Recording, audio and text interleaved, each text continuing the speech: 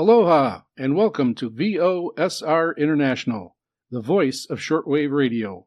I'm your host, Wavecrest Guy. This broadcast is being transmitted by WRMI, Radio Miami International, in Okeechobee, Florida, on both 9455 and 15770 kilohertz. We'll start out this broadcast with some announcements. Just a reminder that if you were collecting our postcard QSL cards, there's still time to send an email to get one of those delivered to you.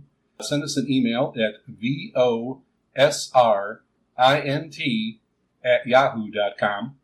That's VOSRINT@yahoo.com. In the subject line, put down the QSL card, and of course, give your address, and we'll get those mailed out. The first 25 people who send in will get those sent out to them. And it takes a little bit to get these postcards. I am on the small island of Molokai, and they do take a little bit to get sent out. Some have taken close to a month. Others have gotten them in a week, so it's not too bad, mostly if you're in the mainland USA. But go ahead and get the emails sent in, and we'll get those sent out to you. Next, we are going to have a new radio giveaway, and this is going to be for the XH Data D328 shortwave radio. So we're going to go ahead and give this radio away. To enter, send an email to VOSRINT@yahoo.com. Again, that's VOSRINT@yahoo.com. In the subject line, put in radio giveaway. And that would be good enough for now. You can just, in the body of the message, put down, enter me in the giveaway. And we are going to accept emails, only one per listener. And we are going to accept them up to November 21st. And then I'll either announce the winner at the end of November or the first broadcast in December. So this radio, this XH Data D328, I get some radios from time to time, and then I do some reviews, and I put them through their paces here in Hawaii. And I do videos on those. You can go over to my YouTube channel at Wavecrest Guy, or you can also go over to our website at VOSRInternational.com. You can go over there. I'll put a link to the series of videos I have on this XH Data D328. And then you can see the actual radio in operation in those videos. So go ahead and put in, send us an email, and we'll have one lucky listener get it. These entry-level radios are great for just taking out, having in the car, or even giving them to people and introducing them to shortwave. I find it's actually pretty cheap to do that, and it gets somebody interested in the hobby. I also want to remind everyone to head over to our website at VOSRInternational.com. A lot of stuff to check out over there.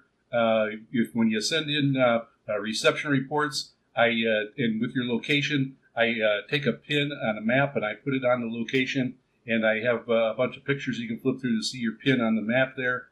And also, we have a page that has listener rigs, radios on there. So if you send me a picture of your radio, I'll get that added to the list of pictures there, and you can go check them out. Some really nice radios there to check out that everybody has, and some of these nice older ones that people are still using to this day.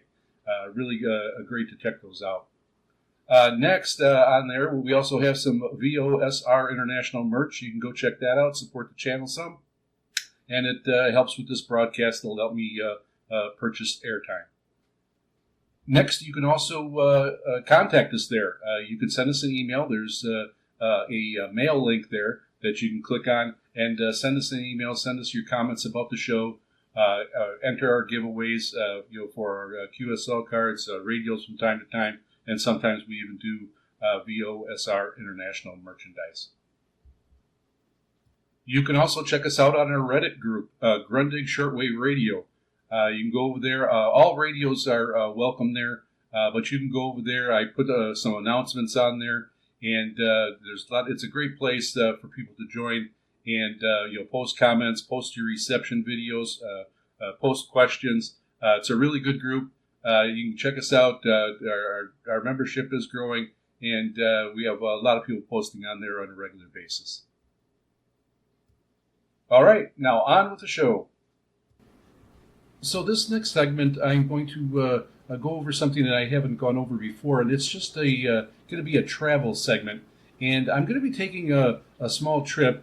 Again, I live on the island of Molokai here in Hawaii. It's only about 11 miles deep and 35 miles wide. And I live way over on the east side.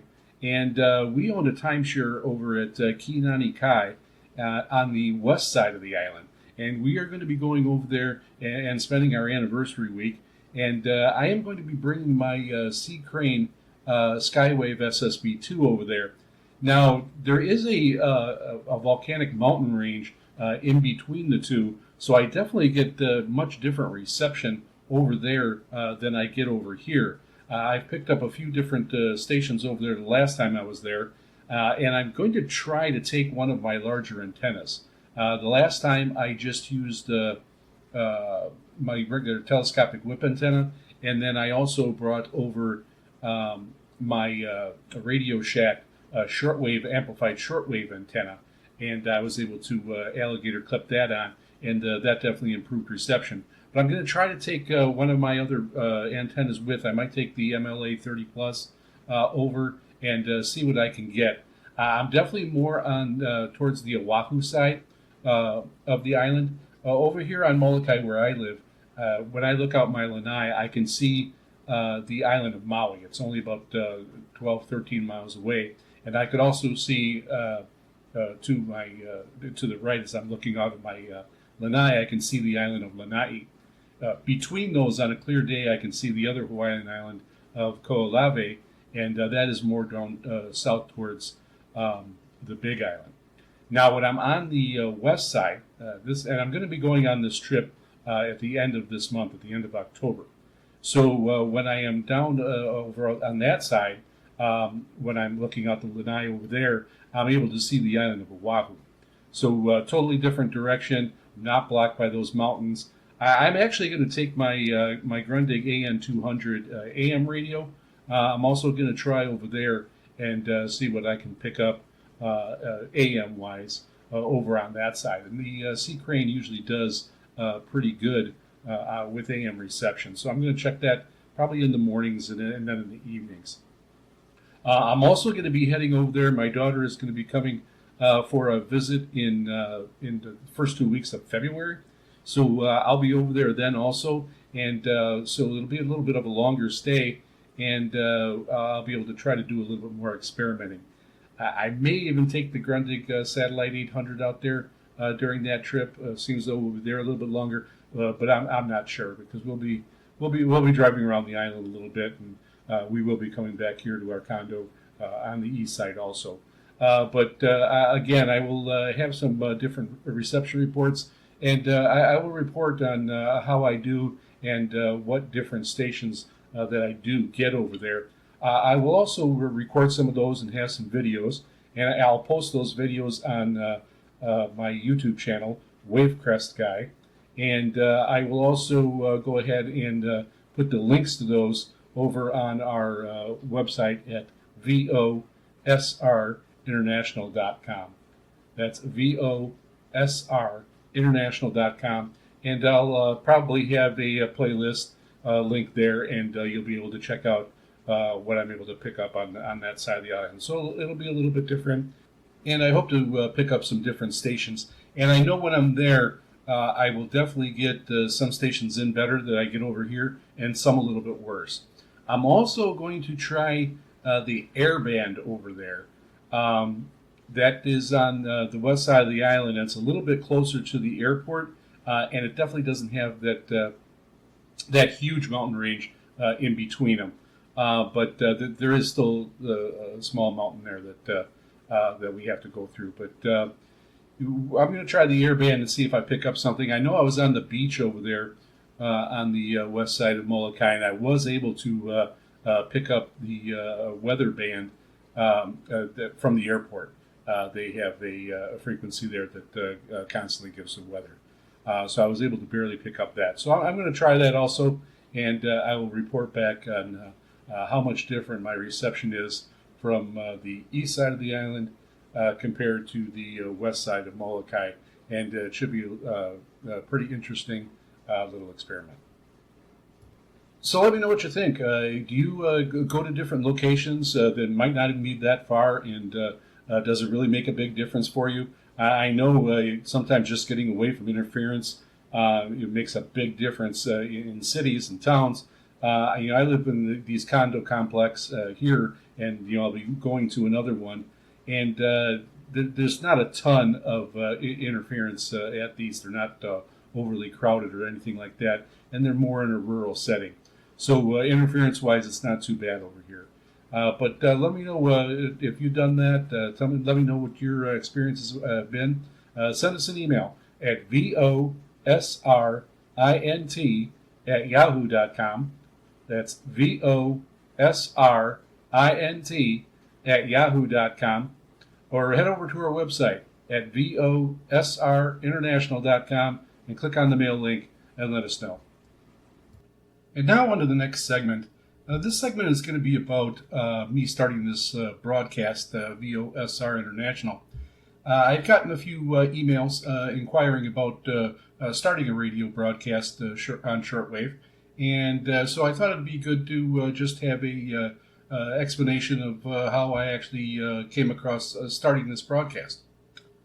So it started when I first got my first shortwave radio, my C. Crane Skywave SSB2, and after I started listening for a while, getting different stations in, that was my main part of the hobby, and it still is to the most extent, is trying to find those weak signals and pick up different radio stations.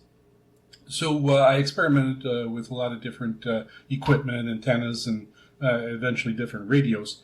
And then I started to pick up some broadcasts that I really enjoyed, and I often returned to, and they had really nice programming and nice programs that I wanted to return to and listen to.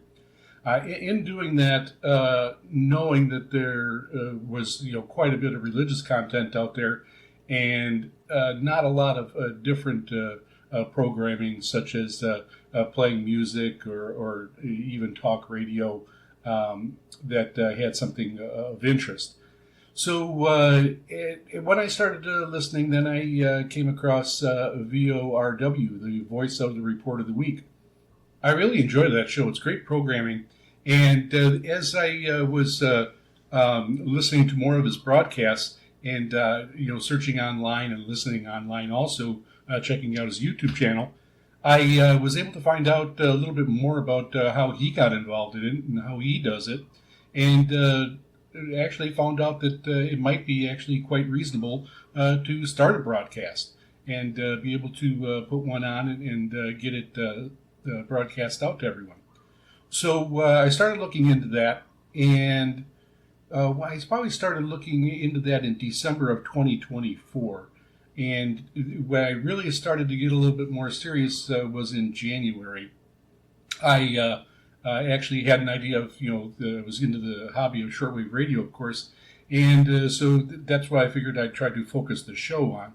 Was listening and DXing on shortwave. So I found a few places that broadcast, a couple companies, and I sent a few emails out, and they were all very responsive. They all got back to me, and were all interested in being able to put out my broadcast. But I really right away, all my questions were answered a little bit better by WRMI, and he was really good at and accommodating, very patient, going back and forth with my questions. I had no experience in putting out a radio show or anything like that. And he was very good at answering all my questions, and it really didn't take long to decide that I was going to go with WRMI. So after that, so once I decided on the topic was going to be shortwave radio, and then I decided on the who was going to broadcast it, my next decision to make was going to be about the frequency I was going to use. And that's another good thing about WRMI. They have a lot of frequencies that target a lot of different areas, so you really have a good choice to choose from. And so right away, one thing I wanted, living here in Hawaii on Molokai, I wanted to be able to hear the broadcast on my radio. Of course, I could always listen to it on Kiwi SDR or something like that, but I really wanted to be able to pick it up on my radio if I could. So right away, so knowing I'm in Hawaii, WRMI sent me 4 frequencies to check, and so I took about a week, and I was listening to those 4 frequencies. I actually kept a log, and I was checking them at different times of day. I did it on the hour actually to find out when they would come in and when they would come in best here in Hawaii, and they were coming in listenable. There was actually 2 that were coming in listenable, and the other couple, I would be able to hear them, but not really make them out that well.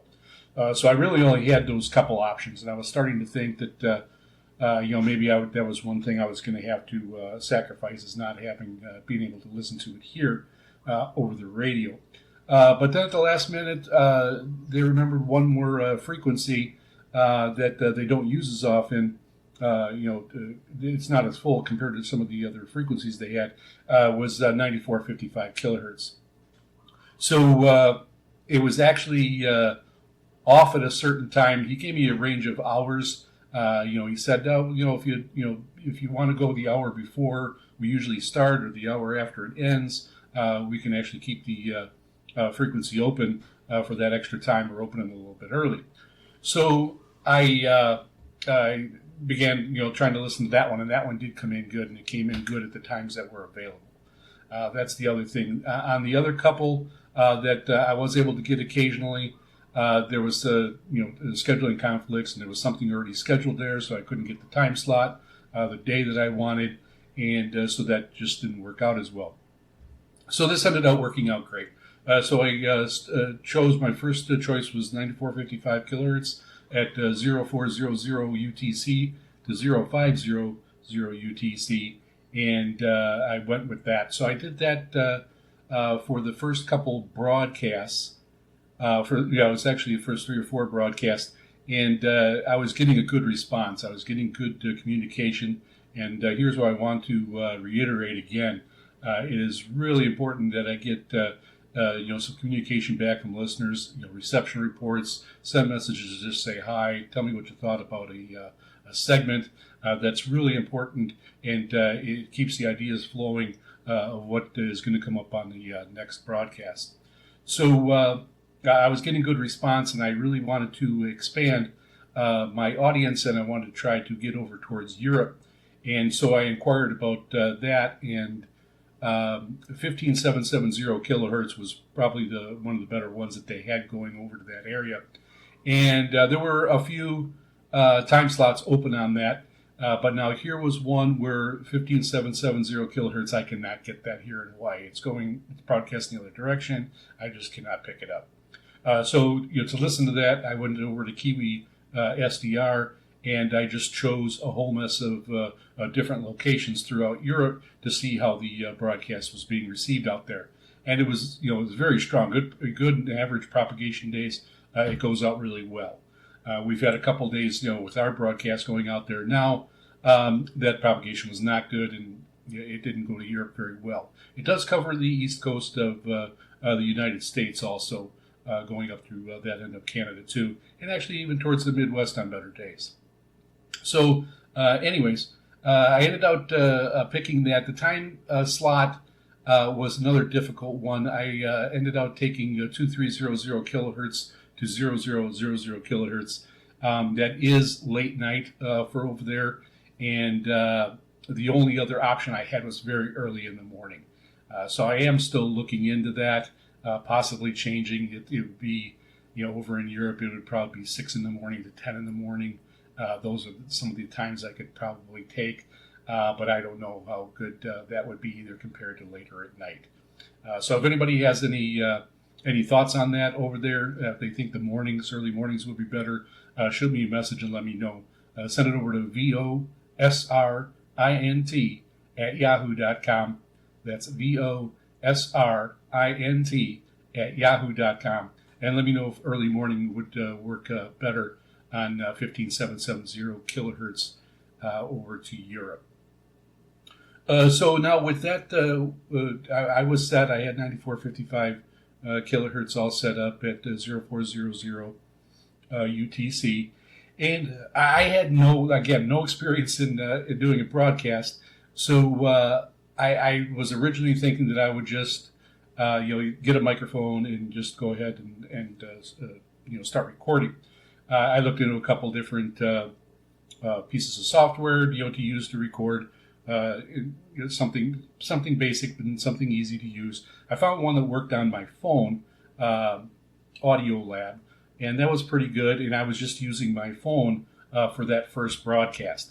It worked out okay, and I do think you can use it. I did have an issue with my first broadcast where I did not have my volume up high enough with the recording, so it came out very low, and there was issues with the broadcast. The automatic software that WRMI uses thought that there was nothing being broadcast, so it has a default and it throws out music right away.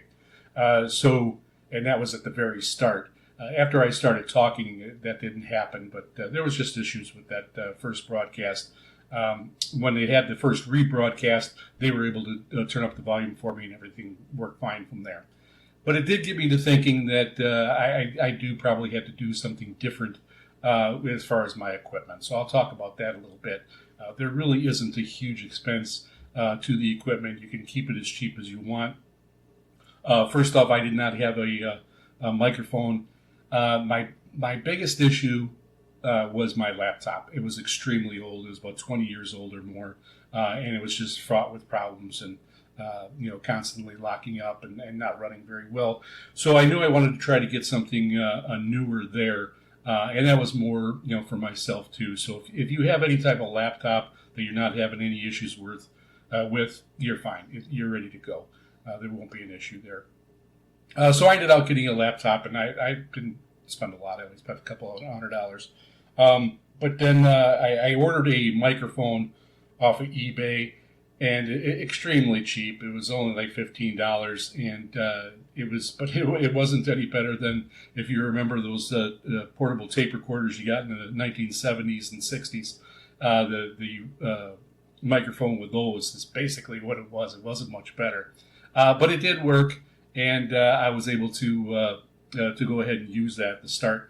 Then right away, WRMI did recommend Audacity. They said a lot of people use that. And it is a free program, so I went ahead and downloaded that, not knowing about any of the features. I was just wanted to get to learn how to be able to put segments together to make a full program, and I was able to do that pretty quickly. And I didn't really do anything else with those first few broadcasts with that programming of Audacity. So that's where I was. I really didn't hardly have anything invested in this. I was running a free software program. And I did get a new laptop, but that was something that I'm going to be not just using for this also. And then as things got going, and I was getting really good feedback, and things were going well with the broadcast, I decided I knew for sure I was going to keep up with it, and I was contacting WRMI about possibly broadcasting more often. And they had some scheduling issues with the 0400 to 0500 UTC, and it helped them if I would move the broadcast up an hour to 0300 UTC to 0400 UTC. And so I ended up doing that, and so that helped me be able to broadcast more often also. So it worked out great. It worked out good for both of us. And so I kept with my Saturday. I just moved the broadcast up an hour, and that's where I am today.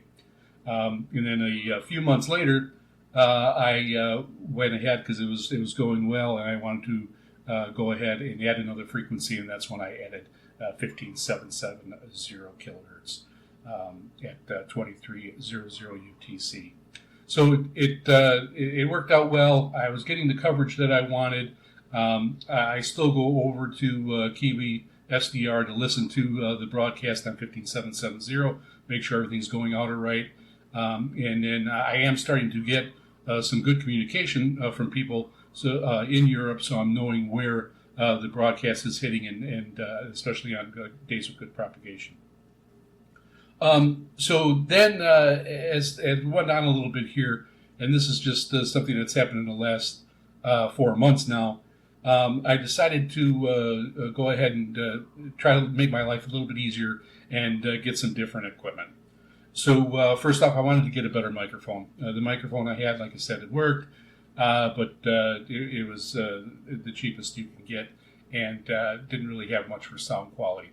So I started researching microphones, and I ended up getting a Samsung. That's Samsung, not Samsung like the cell phone. Samsung Q2U, and I ended up using that. I was deciding between that and the Samsung Q9U, and the Q9U is a broadcast microphone, and you'd put that on a stand. The Q2U is more of it's a handheld mic, and of course you can mount that and put it on a stand also. But the Q9U, the broadcast mic, was a little bit more expensive, so I went, and everybody had great reviews on the Q2U. So I went ahead and I got one of those. As with anything, I'm researching, I'm looking, and I had some searches out there. And all of a sudden, after a couple months on eBay, someone had a Samsung Q9U, the broadcast mic, and they were selling it as $50. So I couldn't pass it up. I went ahead and grabbed that, and that's the microphone I'm using right now. Really happy with it. It's a nice mic. It works great. And now just a little bit about the microphones here. And again, this is, you don't have to get into that this much with this stuff, but there is a couple basics that you should know if you're talking about doing this, is that both of these mics that I got can both be USB mics, so it'll plug right into your laptop, or and you can do both with these two mics. You can use the XLR cable like a regular mic has always had, but to plug that into your laptop, you have to have a user interface. So they have them for 1 mic, 2 mic, 4 mic, on up. And so you have to have that piece of equipment to be able to plug it into your computer. So when I was looking at those, again, looking at reviews, I ended up getting the Behringer. I got the 2 mic version. I think it's the MC2. And so I ended up getting that, and I was able to get that on sale also. The single mic version is only like $45 to $50, and this one was like $80, so it wasn't too bad. I did get it on sale, and so I started using that. And I was also talking to my son, who does some streaming, playing games, and has a similar setup, and he ended up getting a amplifier before that. And a lot of people do get an amplifier. It'll give you more adjustment on your volume for your sound. And so I started looking into that, and I ended up grabbing a Coda, and that was about another $80 getting that.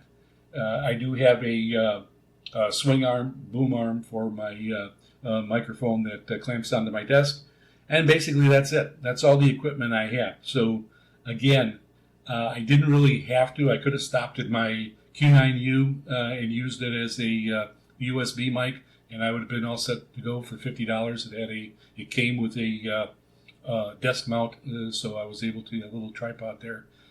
So the rest were just small add-ons to make things a little bit easier. So, and it is, I have a small space to work, so the boom arm for the mic works great because I'm able to swing it out of the way. It's my same table that I use, so same desk I use for my listening to my radios. So it really helps me take advantage of the space. The other 2 pieces of equipment are really small, about the size of a small book. That's the user interface that I plug the microphone into, and then the preamp also. Very small, they're just stacked on top of each other. So that's it. There's really not a lot of equipment. And you don't have to have all that equipment either, and you can do it much cheaper. And once you have it, it's plug and play and it's ready to go. So that's what I ended up using. And now I want to talk a little bit about guests for if they want to do a segment. You certainly don't have to have all this stuff. This is where you could be able to just record it over your phone. So you can use your phone, you use the recording app that's on there, or just get a free app. As long as it is in MP3 format, I'll be able to use it. And then I'll just throw it into Audacity, so I'll be able to make sure that the volume is correct. So as long as I get a format of MP3, you'll be ready to go. The good part about doing the guest segment, first off, you don't have to worry about your time frame. I know a lot of people think that I wouldn't be able to talk about that much. It'd be a very small short segment. But I think you'd be surprised on how fast time goes when you start talking about something and explaining things. So don't get hung up on any time frame. And I can use any time frame for the broadcast. I could use a couple minute segment up to 25, 30-minute segments. Even if I had to, I could split it also and make one or two parts out of it. So time frame is really not an issue. The other good thing is that you can record this at your leisure. You could do it on your time. You can do it as many times as you want, and it works out great. And again, I will say that a good first segment is just introducing yourself, introducing how you got involved in shortwave radio, and some of your equipment. Talk about some of the equipment that you have and that you went through over the years, maybe that you still have. Those are always interesting segments, and we always get positive comments about that. All right, so there's a little segment here about how I ended up starting my shortwave broadcast here at VOSR International. Tell me what you think. Send me an email at vosrint@yahoo.com.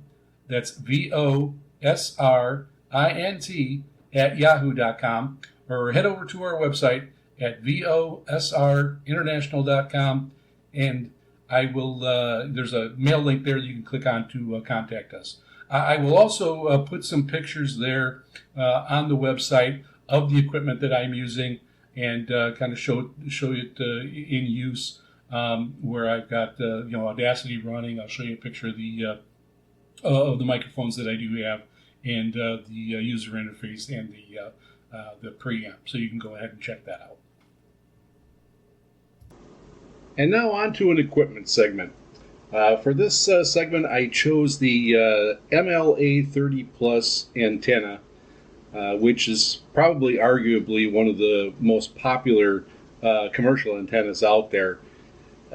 They sell a lot of these, and it's been copied, and there are a lot of copies out there. Some good, some not so good, from what I hear.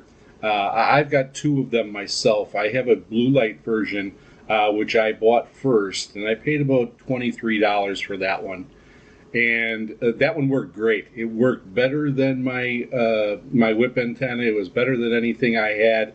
I was extremely happy with that blue light antenna.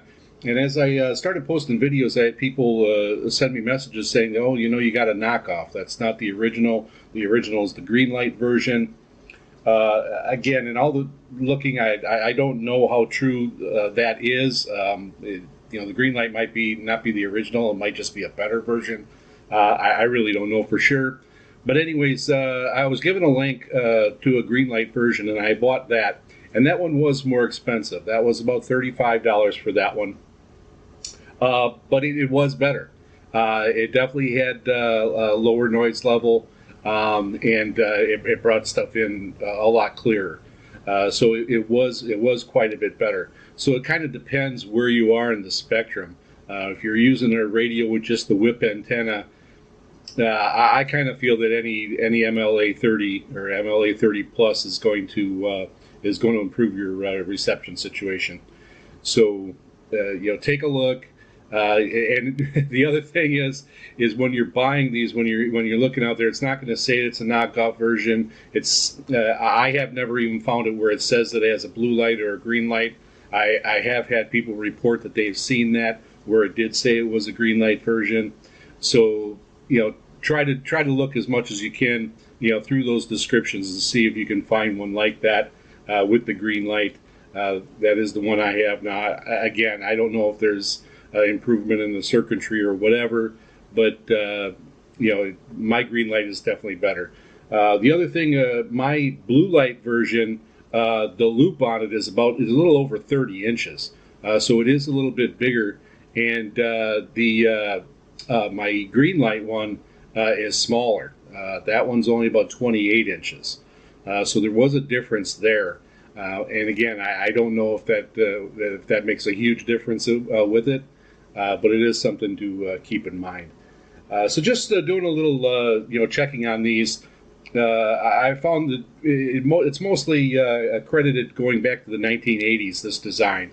And it was definitely designed to be used where there's a lot of interference, like in a city around a lot of electrical stuff that could cause interference with shortwave. So it's definitely good for that. I don't have that issue a lot here. I live in a very rural area, but I do live in a condo, so there are some things going on. But it is definitely good for that. Compared to a long wire, which is probably the most common antenna besides the whip that comes with the radio. I just don't have that option living in a condo. There's a lot of people that live in cities where they just can't use that long wire. The long wire does have its places. If you have a permanent place for it, if I lived in my home back when I lived in Wisconsin, I'd definitely be putting up a long wire. I'd have at least over 100 feet. And I'd be running that out and having that option.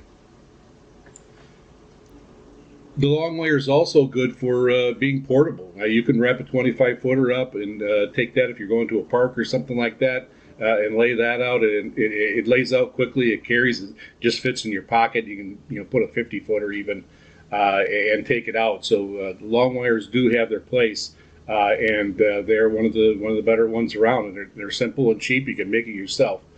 But I found that this MLA 30 Plus is a good, viable antenna, reasonable enough to buy. There are definitely different versions of it out there where you can clip it onto your antenna, your whip antenna on the radio. Some have different plugs that you can plug them into whatever type socket you have on your radio. So there's a lot of options, and they make it really easy for you. The biggest thing for me for the MLA 30 Plus was the portability. I just bought I actually bought a 10-foot piece of PVC.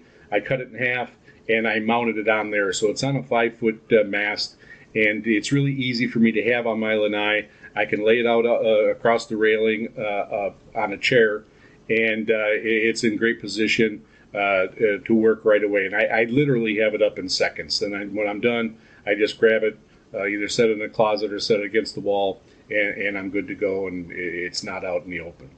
So the portability is really good. And if you don't even have the outdoor option like I have for the indoors, leaning it out a window, opening up a window and sticking it out a window can definitely help if you're in that situation in a condo or an apartment.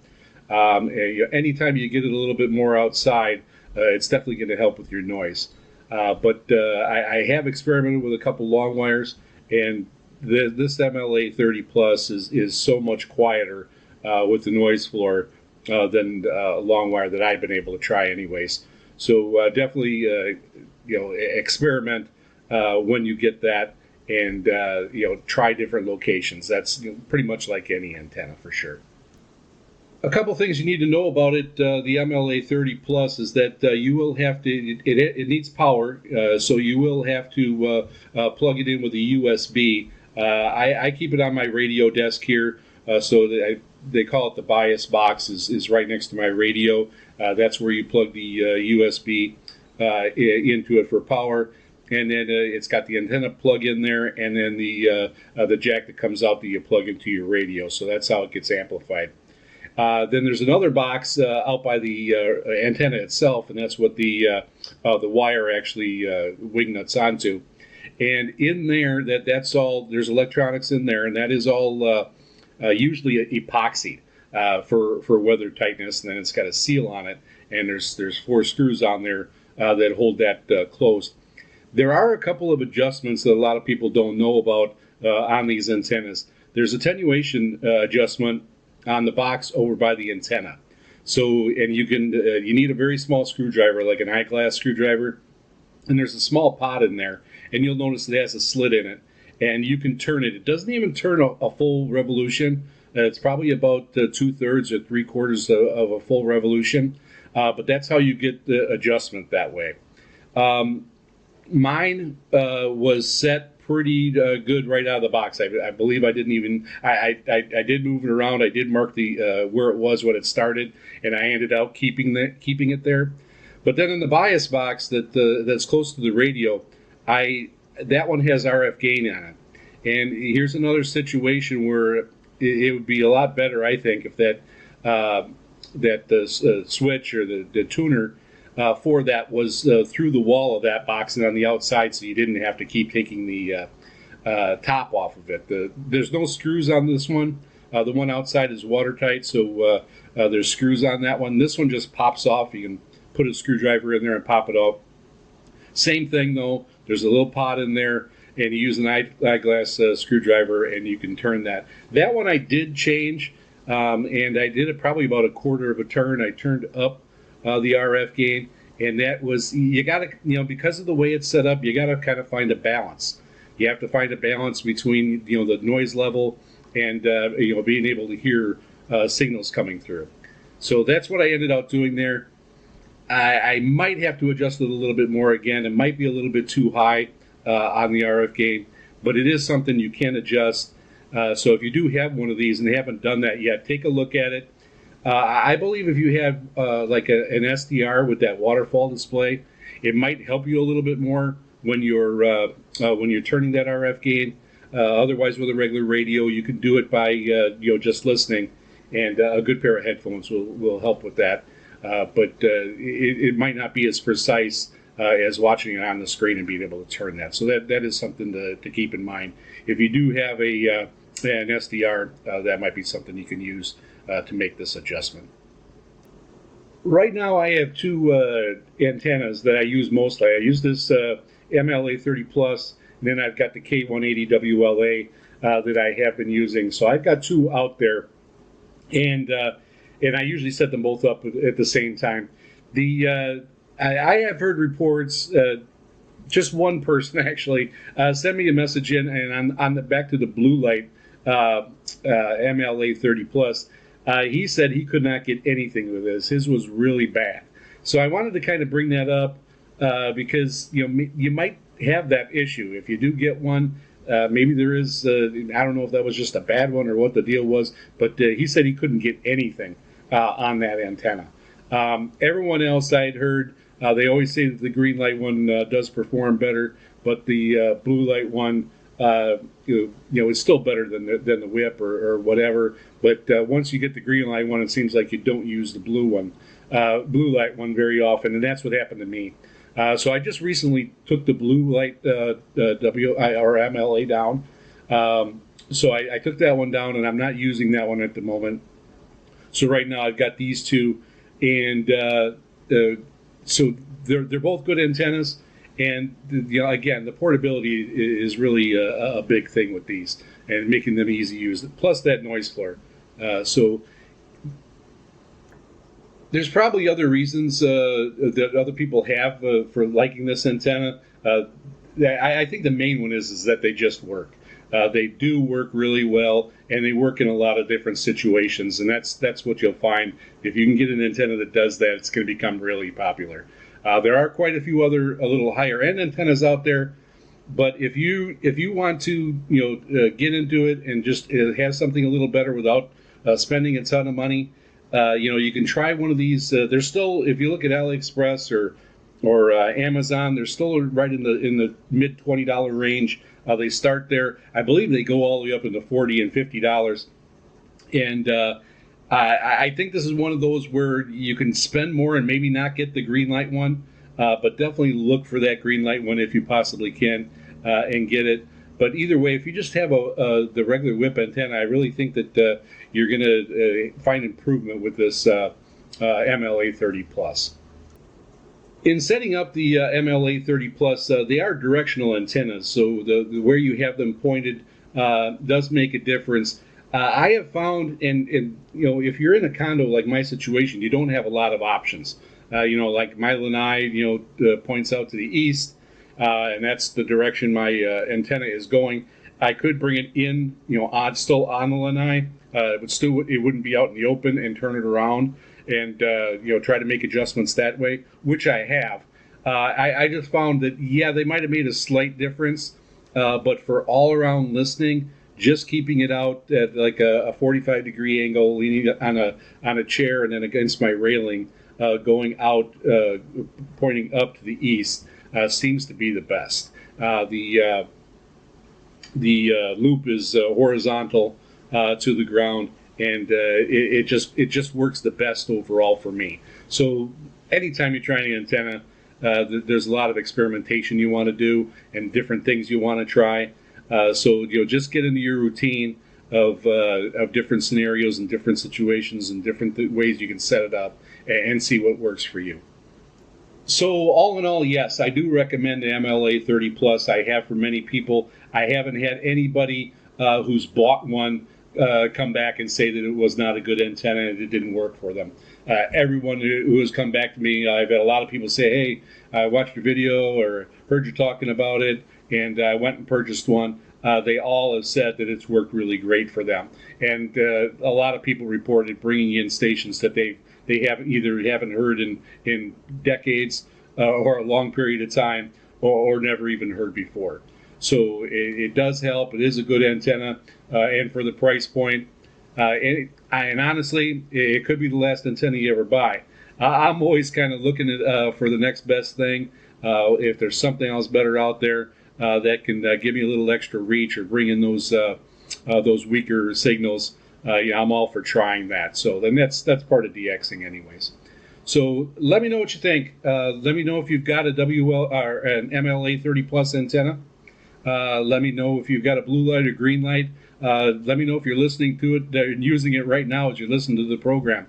Let me know your thoughts. Let me know if you got something, if you had one of these and you moved on to a different one, and which one is better. A lot of people are always looking for new equipment, things to improve stuff, things that are better. So let me know what you're using. So send me that VOSRINT@yahoo.com. That's VOSRINT@yahoo.com. In the subject line, just put down MLA 30 Plus, and I'll be able to separate the emails that way, and we'll get the conversation going. Also, check out VOSRInternational.com. I will have some pictures of my antenna set up, and I'll have some links to MLA 30 Pluses that you can purchase. I'm not an affiliate to any of these, but you just take a look around. You'll be able to find some different options there. So it's definitely good for any price point. But check it out, and I'll have also some links to the videos that I have on my MLA 30 Pluses. I had some head-to-head videos of the blue light and green light going against each other, and you can take a look at those too. And now onto the mailbag. First off, we have Master Player 30, located in Morgan City, Louisiana, with an SDR Play RSP1A with an MLA 30, reports a signal of S9 plus 20. So an excellent signal there. Thank you, regular listener Master Player 30. Also regular listener Guerrero from downtown Indianapolis. And he is using the 20-meter dipole or a random wire for his reception, and he did get the good reception there in Indianapolis. Next, we have regular listener Justin from South Central Wisconsin, and he has an XH data D808, and he was using the telescoping whip on frequency 9455 kilohertz, and he reports an SINPO of 45454, so good reception there. Next, regular listener Adrian from Malta, and he was listening on 15770 kilohertz. He reports an SAMPO ranging from 33333 to 55353, and he was using a Dengen 1103 with a long wire of 27 meters. And he was not getting the reception very well, but he was expecting that because of the instability that they were having there. He'll try again next week. Next, we have Prada, and he was listening from Kolkata, India, and he was using a SDR for the reception on 94.55 kilohertz, and he was listening to from a Kiwi SDR in North Carolina, and he reported an SINPO of 44333. Next, we have Artur from Spain, and he is a regular listener, and I had sent him out a paper QSL card, and he got back to me. I'm writing to inform you that some days ago I received the paper QSL by post, and you can see it published in my DX blog, and see the address below. So he has a blog that he posts all his QSL cards on. It's really neat, and he has mine on there, and he has the EQSL that I sent also. And the website for that is maresmedx.blogspot.com.es. Again, that's maresmedx.blogspot.com.es. And I will be posting that over on our VOSR International website, so you can go over there and click on it and check out Artur's blog spot. He apologizes for not writing sooner because he had some health issues, and he knew I did too, and he was asking if I was better from my kidney stones, and yes, I am. Thank you very much for the kind words. And he says that he hopes to keep listening to VOSR in the future. So hello from Catalonia. So thank you, Artur. Now, I also want to mention I had that segment on the WRTH handbook, and that the 2026 version will be their last one. They have a collector's handbook for 2026 that is going to be a hardbound collector's issue. And when I was recording this, they had said that was sold out. It only had a couple copies left at the time, and now I see that there's a message that they did increase that order, so now there are 50 more available. These are all available through pre-sale, so you have to go over to their website and go ahead and sign up to get that hard copy collector's issue. I think the paper issue is going to be collector's also, so you want to go ahead and pre-order that. You have until the end of October, it is, to I believe, to do the pre-order on that, and so get over to the website and show them some support. I will also be putting this information on the VOSR International website, so go check it out at VOSRinternational.com. So let's keep those emails coming. Send your email to VOSRINT@yahoo.com. That's VOSRINT@yahoo.com, or head over to our website at VOSRinternational.com and click on the mail icon and contact us that way. And now for a reception segment. Back in late August, I was listening to VORW, the voice of the report of the week, on 4840 kilohertz, and then after the show, I got busy. I had to go do something. I came back to the radio, and there was a program on 4840 kilohertz. And just at the time I put the headphones back on, they mentioned that it was Christian American Ministries Radio and how to contact them. So on a whim, I headed over to their website at ChristianAmericanMinistries.org. And on their website there was a spot that you can give a reception report. And I went ahead and I filled that out.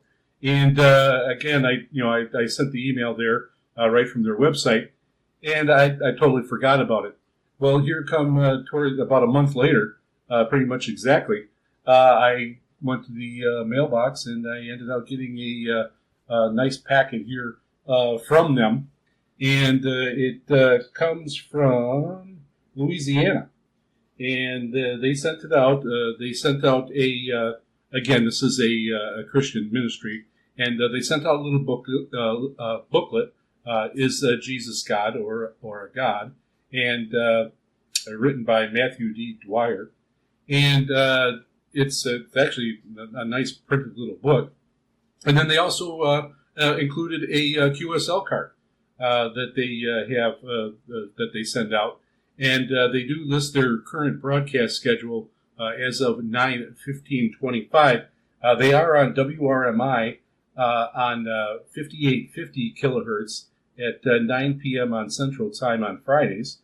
They are also on WWCR on 4840 kilohertz, 12 a.m. Central Standard Time every Saturday. Then they are back on WRMI on 9395 kilohertz at 9 p.m. every Saturday. They are also on WRMI on 9455 kilohertz at 10 p.m. Central Standard Time every Saturday. And then lastly, they are on WWCR on 4840 kilohertz at 12 a.m. Central Time every Sunday. And that was starting October 5th. So they write on there the frequency that I picked them up and the date and time. So again, there's not many people sending out mail QSLs anymore.